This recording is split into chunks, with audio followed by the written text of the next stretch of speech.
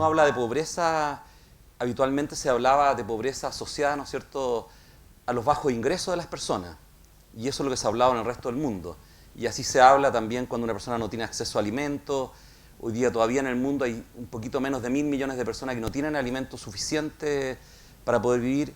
Hay 100.000 personas que hoy día, por ejemplo, van a fallecer por alguna causa debida a la ausencia de alimentos en el mundo. Más de 20.000 niños van a fallecer hoy día por alguna causa debida a la carencia de alimentos. Bueno, todo eso, ¿no es cierto?, está asociado a la posesión de ciertos bienes materiales o para poder acceder a esos bienes. Y esa medida de pobreza según el ingreso es la que tomamos en América Latina. Se calcula cuánto es lo que requiere una persona para poder vivir y según esa línea de la pobreza, que es la misma que se aplica en Estados Unidos, donde cerca del 16% de los habitantes viven en situación de pobreza bajo esa línea, hoy día en Latinoamérica tenemos un 28% más o menos de los habitantes, según la CEPAL, viviendo en situación de pobreza, lo que equivale a 167 millones de personas.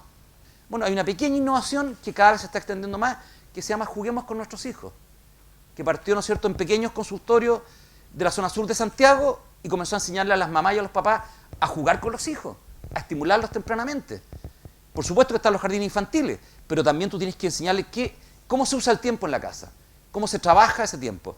O todos los microcréditos, que fue tan exitoso en otras partes, ¿ya? Y cómo se comenzó a implementar con el Fondo Esperanza, Ban Igualdad y otros, y hubo personas que metieron cabeza. Y de allí, ¿no es cierto?, cómo esto se descolgó y logró armar lo que hoy día son las empresas B.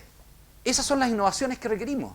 Entonces, el contacto con la realidad te permite innovar de verdad, para que esa innovación tenga utilidad en la salida de la pobreza para las personas. Si no, es muy difícil. No hay innovación masiva, fuerte, en educación, por ejemplo, secundaria. No hay innovación. La parrilla educativa hoy día es extremadamente pobre en sectores populares y es muy repetitiva. ¿Ya? Y hay programas que, por supuesto, han innovado en otras partes del mundo. Hay varios que han innovado y han tenido éxito en Brasil, un grupo grande en Colombia, en algunas zonas de México han avanzado harto, en Perú están avanzando mucho en esa innovación también, y en Chile nos ha costado muchísimo. Tenemos la herencia de Andrés Bello, que es que la élite educa a los pobres, y hay que educar a la élite para que la élite eduque a los pobres. Mentira. La élite nunca va a educar a los pobres, la élite se va a preocupar de su bolsillo. Hay una pobreza de vínculos, es decir, yo cuando entré al techo yo tenía la inocente, ingenua sensación de que estábamos en presencia de personas que tenían un nivel de pobreza muy grande, pero eran ricos en capital social, ricos en redes sociales, en los campamentos. Yo creo que se ha ido perdiendo esa generación de vínculos. ¿Cuál es el desafío para estos jóvenes que nos están escuchando, nos están viendo, frente a esta realidad?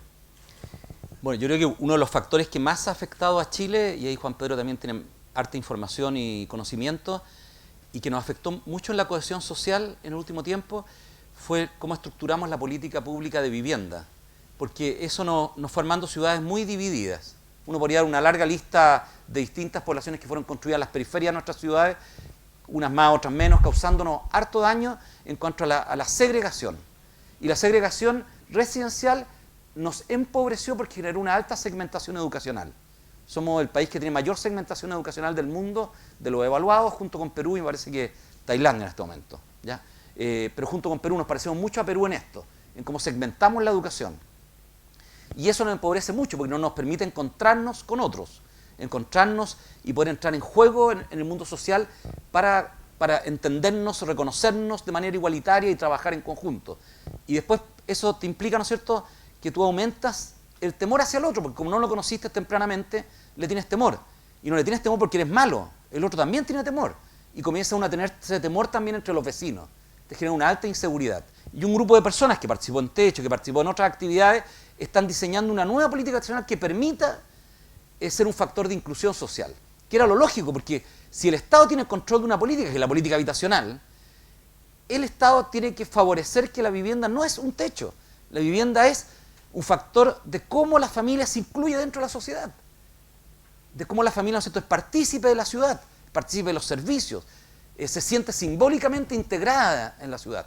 Tú puedes ser pobre, pero estar incluido. Uno de los factores que cambió eso, que cambió la vida en Chile, ¿no es cierto?, fue, por ejemplo, que profesionales chilenos ayudaron a las mujeres a entender que la lactancia materna era buena, porque estaban convencidos que no era buena y le metían alimento tempranamente, alimentos sólidos a los niños.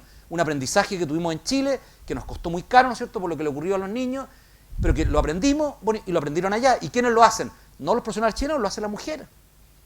La mujer lo hace, se le enseña y lo hace. Y ella es la que lleva después adelante el desarrollo del niño. Las riquezas están en las personas. Ellos van modificando su vida. Ellos van cambiando la realidad. Se va a modificar la realidad desde la pobreza. Lo han dicho los teólogos, los filósofos, muchos economistas, entre ellos Stiglitz y Sen, que son premios Nobel de Economía, y muchos otros economistas que no son premios Nobel, pero que han hecho trabajos espectaculares, como Yunus y otros, y lo han dicho muchos políticos y sociólogos, hombres y mujeres que están metidas en la realidad. Entonces, a partir de ello podemos innovar. Gracias. Gracias.